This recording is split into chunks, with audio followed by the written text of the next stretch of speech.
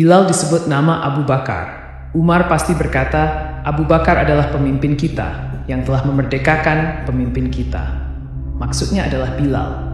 Seorang yang diberi gelar oleh Umar pemimpin kita tentu bukan orang sembarangan, melainkan sosok berkepribadian besar yang layak memperoleh kehormatan seperti itu. Tetapi setiap menerima pujian yang ditujukan kepada dirinya, sosok yang digambarkan oleh para ahli riwayat sebagai laki-laki berkulit hitam, kurus kerempeng, tinggi jangkung, berambut lebat dan bercambang tipis, ini justru menundukkan kepala dan memejamkan mata, serta dengan air mata mengalir membasahi pipinya. Lah justru mengucapkan, saya ini hanyalah seorang dari Habasyah, dan sebelum ini saya seorang budak. Nah, siapakah kiranya orang Habasyah yang sebelumnya menjadi budak? Itulah dia Bilal bin Rabah, muazin Islam dan pengguncang berhala yang dipuja oleh orang-orang Quraisy sebagai sesembahan. Bilal merupakan salah satu keajaiban iman dan kebenaran, salah satu mukjizat Islam yang besar. Dari setiap 10 orang sejak munculnya agama itu sampai sekarang, bahkan sampai kapan saja dikehendaki Allah, kita akan menemukan sedikitnya 7 orang mengenal Bilal. Artinya, dalam pergantian kurun dan generasi, terdapat jutaan manusia yang mengenal Bilal, hafal namanya dan tahu riwayatnya secara lengkap, sebagaimana mereka mengenal 2 khalifah terbesar dalam Islam, Abu Bakar dan Umar. Sungguh, bila Anda menanyakan kepada setiap anak yang masih merangkak pada tahun-tahun pelajaran dasarnya, baik di Mesir, Pakistan maupun Cina, mereka pasti mengetahui siapa Bilal. Di Amerika Utara, Amerika Selatan, Eropa, dan Asia semua kenal Bilal. Di Irak, Syria, Turki, Iran, Sudan, Tunisia, Aljazair, Maroko, dan di seluruh permukaan bumi yang didiami oleh kaum muslimin, tidak ada yang tidak mengenalnya. Anda akan dapat menanyakan kepada setiap remaja muslim, siapakah Bilal itu, nak? Mereka pasti akan menjawab, La adalah muazin Rasul. La sebelumnya adalah seorang budak yang disiksa oleh tuannya dengan batu panas agar ia meninggalkan agamanya, tetapi ia menjawab Ahad, Allah yang Maha Esa, Allah yang Maha Esa. Ketika Anda mengetahui kenangan abadi yang telah dianugerahkan ilm kepada Bilal tersebut, ketahuilah bahwa sebelum Islam, Bilal ini tidak lebih daripada seorang budak yang menggembalakan unta milik tuannya dengan imbalan 2 genggam kurma.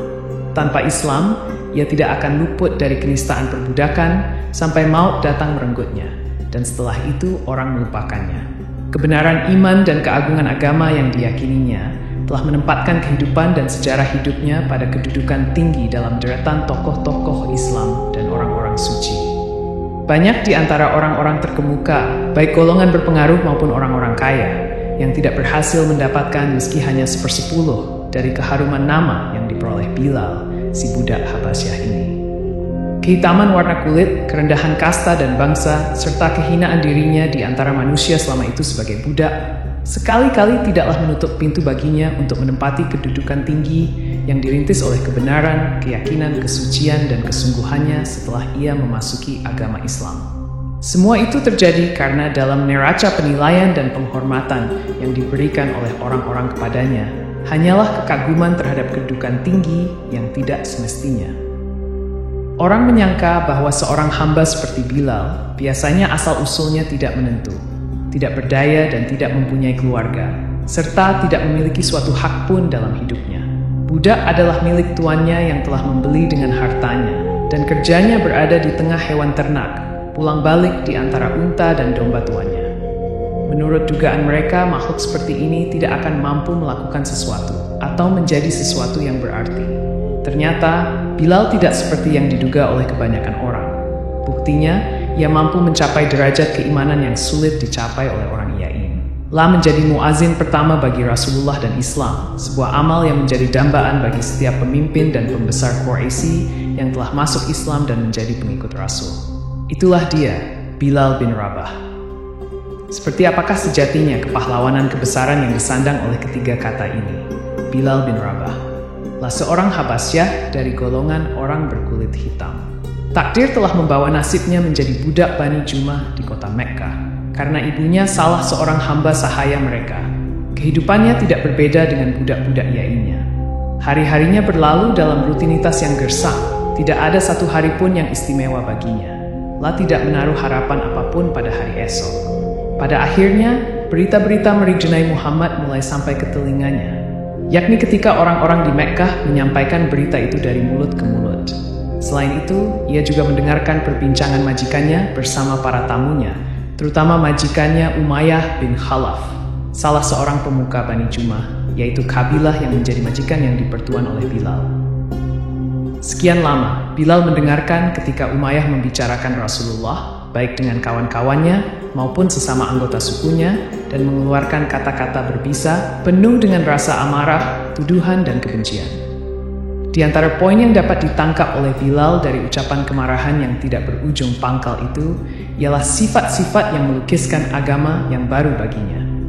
Menurutnya, sifat-sifat itu merupakan perkara baru bila dipandang dari sudut di mana ia tinggal.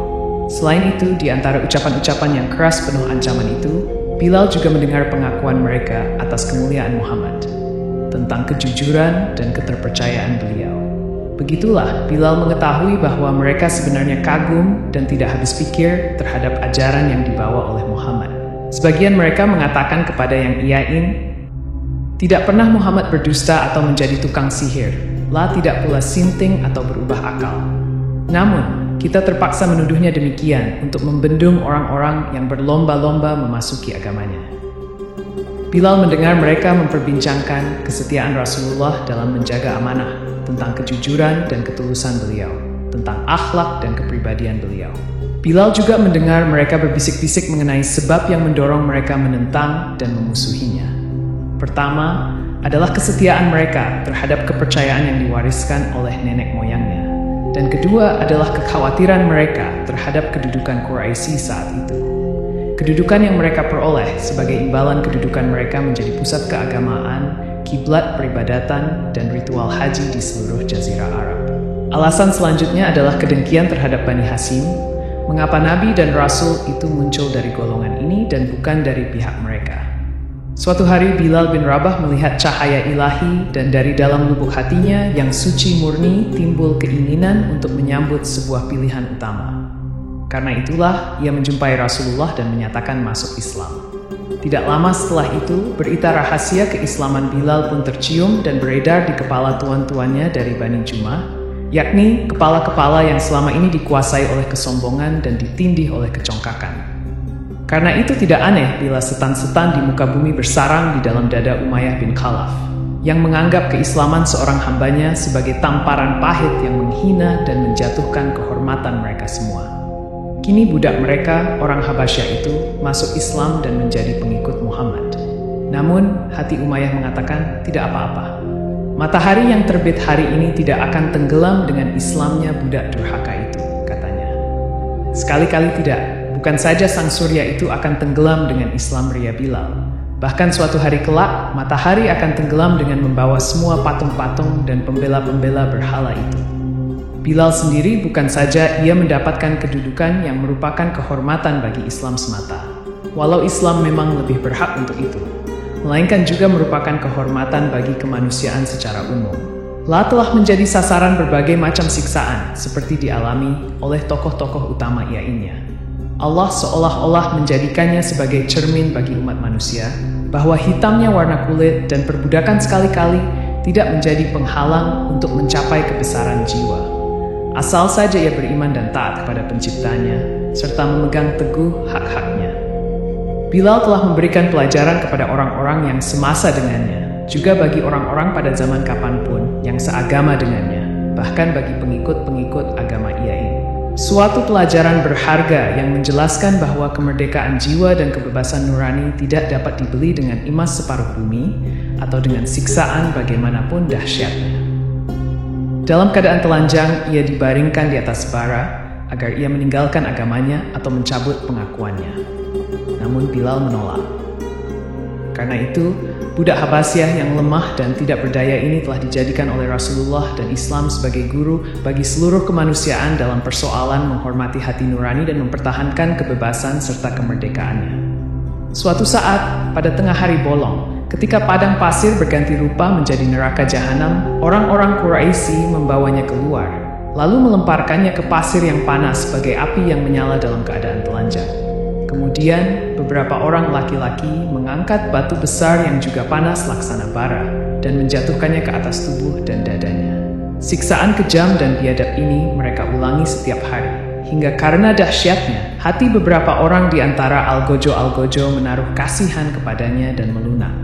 Mereka berjanji dan bersedia melepaskannya asal saja ia mau menyebut nama Tuhan-Tuhan mereka secara baik-baik, walau dengan sepatah kata sekalipun, tidak usah lebih, yang akan menjaga nama baik mereka di mata umum, hingga tidak menjadi buah pembicaraan bagi orang-orang Quraisy, bahwa mereka telah mengalah dan bertekuk lutut kepada seorang budak yang gigih dan keras kepala. Namun, walau sepatah kata yang dapat diucapkan bukan dari lubuk hati, dan yang dapat menebus nyawa dan hidupnya tanpa kehilangan iman dan melepas keyakinannya, Bilal tidak ingin mengucapkannya. Begitulah ia menolak mengucapkan hal itu, dan sebagai gantinya ia mengulang-ulang senandungnya yang abadi, Ahad, Ahad. Para algojo itu pun memaksanya, katakanlah seperti yang kami katakan. Tetapi dengan ejekan pahit dan penghinaan yang menjengkelkan, Bilal menjawab, lidahku tidak dapat mengucapkannya. Bilal tetap menjalani deraan panas dan tindihan batu, hingga ketika hari petang mereka menegakkan badannya dan mengikatkan tali pada lehernya. Lalu mereka suruh anak-anak untuk mengareknya keliling perbukitan dan jalan-jalan di Mekkah. Sedangkan kedua bibir Bilal terus-menerus melakukan senandung sucinya. Ahad, Ahad. Bila malam telah tiba, orang-orang itu pun menawarkan kepadanya, besok, ucapkanlah kata-kata yang baik terhadap Tuhan-Tuhan kami. Sebutlah, Tuhanku Lata dan Uzza. Setelah itu kami lepaskan dan biarkan kamu sesuka hatimu. Kami telah letih menyiksamu, seolah-olah kami sendirilah yang disiksa. Namun, dapat dipastikan Bilal akan menggelengkan kepalanya dan hanya menyebut, Ahad, Ahad. Karena tidak dapat menahan gusar dan murka, Umayyah meninju Bilal sambil berteriak, kesialan apa yang menimpa kami disebabkan olehmu, wahai budak celaka? Demi Lata dan Uzza, aku akan menjadikan dirimu sebagai contoh bagi bangsa budak dan majikan-majikan mereka. Dengan keyakinan orang mukmin kebesaran terpuji, Ahad, Ahad. Orang-orang yang diserahi tugas berpura-pura menaruh belas kasihan kepadanya kembali membujuk dan mengajukan tawaran. Mereka berkata kepada Umayyah, biarkanlah dia, wahai Umayyah. Demi Lata, ia tidak akan disiksa lagi setelah hari ini. Bilal ini anak buah kita. Bukankah ibunya budak kita? Lah tentu tidak akan rela bila dengan keislamannya itu nama kita menjadi ejekan dan cemoohan bangsa Quraisy. Bilal menatap tajam wajah-wajah para penipu dan pengatur muslihat licik itu. Tiba-tiba ketegangan itu menjadi kendur oleh senyuman bagai cahaya fajar dari mulut Bilal. Dengan ketenangan yang dapat mengguncangkan mereka, ia kembali berkata, Ahad, Ahad. Waktu siang telah tiba dan tepat menjelang waktu zuhur. Bilal pun dibawa orang ke padang pasir lagi. Bilal tetap sabar dan tabah, tenang tidak goyah. Saat mereka menyiksanya, tiba-tiba Abu Bakar Asy-Siddiq datang dan berkata, apakah kalian akan membunuh seorang laki-laki karena mengatakan, Rabbku ialah Allah? Kemudian ia berkata kepada Umayyah bin Khalaf, ambillah tebusan yang lebih besar daripada harganya dariku, lalu bebaskan ia. Umayyah saat itu bagai orang yang hampir tenggelam, tiba-tiba diselamatkan oleh sampan penolong. Hatinya lega dan merasa sangat beruntung saat mendengar Abu Bakar hendak menebus budaknya. Dia telah putus asa untuk menundukkan Bilal. Selain itu, mereka adalah para pedagang, sehingga dengan dijualnya Bilal, mereka melihat keuntungan yang tidak akan diperoleh dengan jalan membunuhnya. Akhirnya Bilal dijual kepada Abu Bakar, yang segera membebaskannya. Dan dengan demikian, Bilal pun tampil mengambil tempatnya dalam lingkungan orang-orang merdeka. Ketika Asy-Siddiq menggandeng lengan Bilal dan membawanya ke alam bebas, Umayyah berkata kepadanya, bawalah ia demi Lata dan Uzza. Seandainya harga tebusannya tidak lebih dari 1 uqiyah, pastilah ia akan kulepas juga. Abu Bakar tahu bagaimana keputusasaan dan kepahitan akibat kegagalan yang tersirat dalam ucapan itu, hingga lebih baik tidak melayaninya. Tetapi, karena ini menyangkut kehormatan seorang laki-laki yang sekarang telah menjadi saudara yang tidak berbeda dengan dirinya, ia pun membalas kata Umayyah, demi Allah, andainya kalian tidak hendak menjualnya kecuali 100 uqiyah, aku pasti akan membayarnya. Setelah itu, Abu Bakar pergi bersama sahabatnya itu menghadap Rasulullah dan menyampaikan berita gembira tentang kebebasan Bilal. Saat itu pun bagaikan hari raya besar. Setelah Rasulullah bersama kaum muslimin hijrah dan menetap di Madinah, beliau pun mensyariatkan azan untuk melakukan syalat. Lantas, siapakah kiranya yang akan menjadi muazin untuk syalat itu sebanyak 5 kali dalam sehari semalam, yang suara takbir dan tahlilnya akan berkumandang ke seluruh pelosok? Orang-orang yang diserahi tugas berpura-pura menaruh belas kasihan kepadanya kembali membujuk dan mengajukan tawaran. Mereka berkata kepada Umayyah, "Biarkanlah dia, wahai Umayyah. Demi Lata, ia tidak akan disiksa lagi setelah hari ini. Bilal ini anak buah kita. Bukankah ibunya budak kita? Lah tentu tidak akan rela bila dengan keislamannya itu nama kita menjadi ejekan dan cemoohan bangsa Quraisy." Bilal menatap tajam wajah-wajah para penipu dan pengatur muslihat licik itu. Tiba-tiba ketegangan itu menjadi kendur oleh senyuman bagai cahaya fajar dari mulut Bilal. Dengan ketenangan yang dapat mengguncangkan mereka, ia kembali berkata, "Ahad, Ahad." Waktu siang telah tiba dan tepat menjelang waktu zuhur. Bilal pun dibawa orang ke padang pasir lagi. Bilal tetap sabar dan tabah, tenang tidak goyah. Saat mereka menyiksanya, tiba-tiba Abu Bakar Ash-Shiddiq datang dan berkata, "Apakah kalian akan membunuh seorang laki-laki karena mengatakan, 'Rabbku ialah Allah'?" Kemudian ia berkata kepada Umayyah bin Khalaf, "Ambillah tebusan yang lebih besar daripada harganya dariku, lalu bebaskan ia."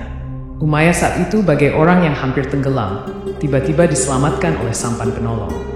Hatinya lega dan merasa sangat beruntung saat mendengar Abu Bakar hendak menebus budaknya. Dia telah putus asa untuk menundukkan Bilal. Selain itu, mereka adalah para pedagang, sehingga dengan dijualnya Bilal, mereka melihat keuntungan yang tidak akan diperoleh dengan jalan membunuhnya. Akhirnya Bilal dijual kepada Abu Bakar, yang segera membebaskannya. Dan dengan demikian, Bilal pun tampil mengambil tempatnya dalam lingkungan orang-orang merdeka. Ketika Ash-Shiddiq menggandeng lengan Bilal dan membawanya ke alam bebas, Umayyah berkata kepadanya, "Bawalah Iyal demi Lata dan Uzza. Seandainya harga tebusannya tidak lebih dari 1 uqiyah, pastilah ia akan kulepas juga." Abu Bakar tahu bagaimana keputusasaan dan kepahitan akibat kegagalan yang tersirat dalam ucapan itu, hingga lebih baik tidak melayaninya. Tetapi, karena ini menyangkut kehormatan seorang laki-laki yang sekarang telah menjadi saudara yang tidak berbeda dengan dirinya, ia pun membalas kata Umayyah, "Demi Allah, andainya kalian tidak hendak menjualnya kecuali 100 uqiyah, aku pasti akan membayarnya." Setelah itu, Abu Bakar pergi bersama sahabatnya itu menghadap Rasulullah dan menyampaikan berita gembira tentang kebebasan Bilal. Saat itu pun bagaikan hari raya besar. Setelah Rasulullah bersama kaum muslimin hijrah dan menetap di Madinah, beliau pun mensyariatkan azan untuk melakukan syalat. Lantas, siapakah kiranya yang akan menjadi muazin untuk syalat itu sebanyak 5 kali dalam sehari semalam, yang suara takbir dan tahlilnya akan berkumandang ke seluruh pelosok? Takdir ini memang harus terjadi pada orang sombong. Uqbah yang kata-katanya didengar oleh Umayyah dan kemauannya untuk menyiksa orang-orang mukmin yang tidak berdosa diturutinya, kini justru menjadi orang yang menyeretnya ke liang kubur. Di tangan siapakah kematiannya? Di tangan Bilal, tidak iain di tangan Bilal sendiri. Tangan yang oleh Umayyah dulu diikat dengan rantai, sedangkan pemiliknya didera dan disiksa. Dengan tangan itu pula pada hari itu, yaitu waktu Perang Badar yang merupakan saat yang tepat dan diatur oleh takdir, hutang piutang pun diselesaikan dan perhitungan dengan algojo-algojo Quraisy yang telah menimpakan penghinaan dan kezaliman terhadap orang-orang mukmin pun dilaksanakan. Peristiwa ini terjadi secara sempurna, tanpa ditambah atau dibumbui. Ketika pertempuran di antara dua pihak telah dimulai dan barisan kaum muslimin maju bergerak dengan semboyannya, "Ahad, Ahad," jantung Umayyah bagai tercabut dari akarnya dan rasa takut menguasai dirinya. Kalimat yang kemarin diulang-ulang oleh hambanya di bawah tekanan siksa dan dera, sekarang telah menjadi semboyan dari suatu agama secara utuh dan dari suatu umat yang baru secara keseluruhan. Ahad. Mengapa secepat itu ucapan itu berkembang? Ini adalah pertumbuhan yang sangat cepat. Pertempuran telah berkecamuk dan pedang bertemu pedang. Ketika perang telah hampir usai, Umayyah melihat sekilas keberadaan Abdurrahman bin Auf, seorang sahabat Rasulullah. Dia pun segera berlindung kepadanya dan meminta agar menjadi tawanannya dengan harapan dapat menyelamatkan nyawanya. Permintaan itu dikabulkan oleh Abdurrahman dan ia bersedia melindunginya. Di tengah-tengah hiruk pikuknya perang, Abdurrahman membawa Umayyah ke tempat para tawanan. Namun, di tengah Bilal sepintas melihatnya dan langsung berteriak, "Ini dia, gembong kekafiran, Umayyah bin Khalaf. Biarkanlah aku mati daripada orang ini selamat." Seiring dengan teriakan itu, Bilal mengangkat pedangnya hendak memenggal kepala yang selama ini menjadi besar disebabkan kecongkakan dan kesombongan. Namun Abdurrahman berkata kepadanya, "Wahai Bilal, ia tawananku." "Tawanan? Bukankah pertempuran masih berkobar dan roda peperangan masih berputar?" tanya Bilal keheranan. Bagaimana mungkin ia menjadi tawanan, sedangkan belum lama berselang senjatanya menghunjam di tubuh kaum muslimin yang sampai sekarang masih meneteskan darahnya? Tidak. Bagi Bilal itu artinya ejekan dan penindasan. Cukuplah selama ini Umayyah mengolok-olok dan melakukan penindasan. La telah menindas demikian rupa, hingga hari ini tidak ada lagi kesempatan tersisa dalam keadaan segawat ini, dalam momen yang menentukan ini. Bilal melihat bahwa dirinya tidak akan mampu mematahkan perlindungan saudaranya seiman, Abdurrahman bin Auf. Karena itulah ia berteriak dengan suara sekeras-kerasnya kepada kaum muslimin, "Wahai para penolong agama Allah, inilah gembong kekafiran Umayyah bin Khalaf. Lebih baik aku mati daripada ia dibiarkan lolos." Seketika itu pula, serombongan kaum muslimin berdatangan dengan pedang penyebar maut di tangan mereka dan mengepung Umayyah bersama putranya. Abdurrahman bin Auf tidak mampu berbuat apa-apa, bahkan ia tidak mampu melindungi bajunya, yang telah terkoyak-koyak oleh desakan orang banyak. Bilal memandangi tubuh Umayyah yang telah rubuh oleh tebasan pedang-pedang itu lama sekali. Kemudian ia bergegas meninggalkan tempat itu. Sementara suaranya yang nyaring mengumandangkan, Ahad, saya pikir kita tidak perlu membahas keutamaan toleransi dari pihak Bilal dalam suasana seperti itu. Namun seandainya pertemuan antara Bilal dengan Umayyah terjadi pada suasana iyain, bolehlah kita meminta kepadanya agar memberi maaf, yang tidak mungkin ditolak oleh Bilal, sosok yang keimanan dan ketakwaannya sangat tinggi. Sebagaimana kita ketahui, mereka bertemu di medan laga, tiap-tiap pihak datang ke arena pertarungan itu dengan tujuan menghancurkan pihak lawannya. Pedang dan tombak berkelebat, para korban berguguran, dan maut merajalela berseliweran. Tiba-tiba, pada saat seperti itu, Bilal melihat Umayyah, yang tidak sejengkal pun dari tubuhnya luput dari bekas pekejaman dan siksaan Umayyah. Sekali lagi, di manakah Bilal melihat Umayyah dan dalam suasana apa? Bilal melihatnya dalam kancah pertempuran.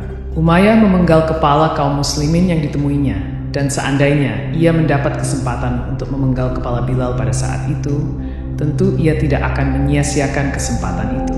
Itulah keadaan yang terjadi saat kedua laki-laki itu berhadapan muka. Dengan demikian, tidaklah adil menurut logika bila kita bertanya kepada Bilal, mengapa ia tidak memberi maaf dengan sebaik-baiknya. Hari demi hari terus berganti, dan tibalah saatnya Mekkah dibebaskan. Dengan mengomandoi 10.000 kaum muslimin, Rasulullah memasuki Mekkah sambil mengucapkan syukur dan takbir. Beliau langsung menuju Ka'bah yang telah dipadati berhala oleh Quraisy dengan jumlah bilangan hari dalam setahun, yakni tidak kurang dari 360 buah berhala.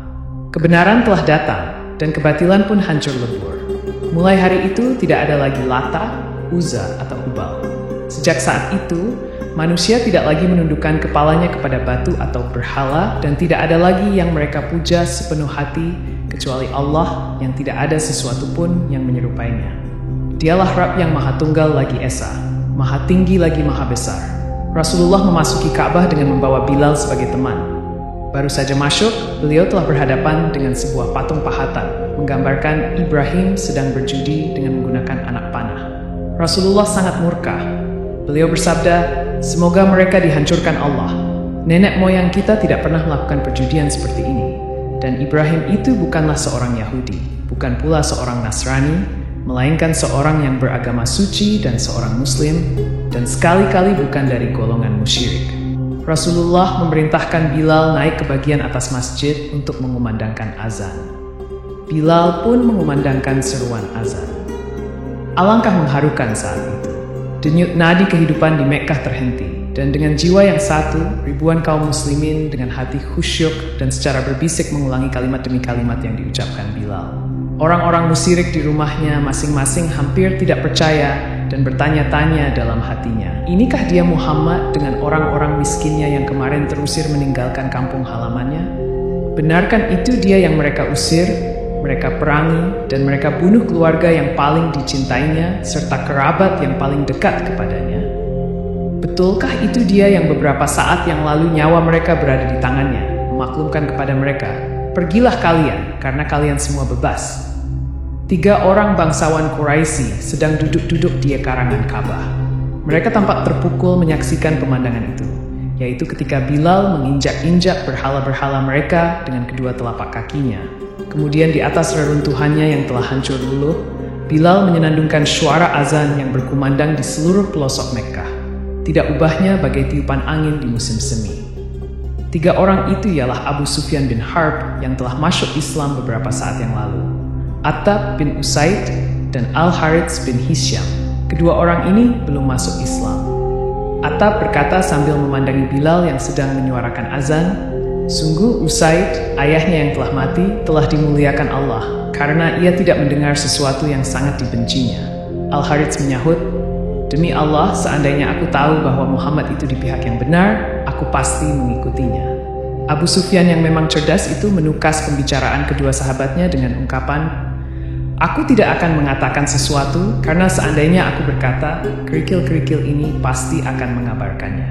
Ketika Nabi meninggal Ka'bah, beliau melihat mereka, lalu dalam sekejap waktu beliau membaca wajah-wajah mereka. Kemudian, dengan kedua mata yang bersinar dengan cahaya ilahi, beliau bersabda kepada mereka, "Aku tahu apa yang telah kalian katakan tadi." Beliau lalu menceritakan apa yang mereka katakan sebelumnya. Al-Harits dan Attab pun berseru, "Kami menyaksikan bahwa Anda adalah utusan Allah. Demi Allah, tidak seorang pun mendengarkan pembicaraan kami, hingga kami dapat menuduh bahwa ia telah menyampaikannya kepada Anda." Sekarang, mereka menghadapi Bilal dengan pandangan baru. Dalam lubuk hati mereka bergema kembali kalimat-kalimat yang mereka dengar dalam pidato Rasulullah pada awal memasuki Mekkah. "Wahai orang-orang Quraisy, Allah telah melenyapkan dari kalian kesombongan jahiliyah dan kebanggaan terhadap nenek moyang. Manusia itu bermula dari Adam, sedangkan Adam diciptakan dari tanah." Bilal melanjutkan hidupnya bersama Rasulullah dan ikut mengambil bagian dalam semua perjuangan bersenjata pada masa hidupnya. Telah tetap menjadi muazin, menjaga serta menghidupkan syiar agama besar ini, yang telah membebaskan dirinya dari kegelapan menuju cahaya, dari perbudakan kepada kemerdekaan.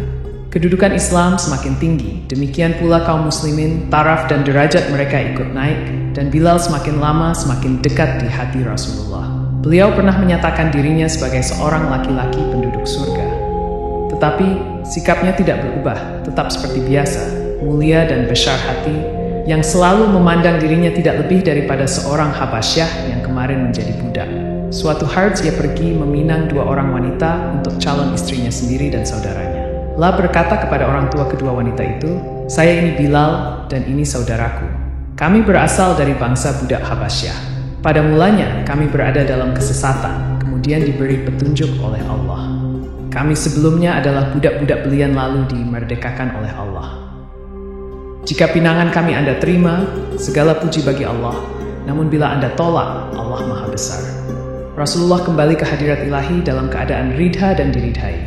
Penanggung jawab kaum muslimin sepeninggal beliau dibebankan di atas pundak khalifahnya, Abu Bakar As-Siddiq.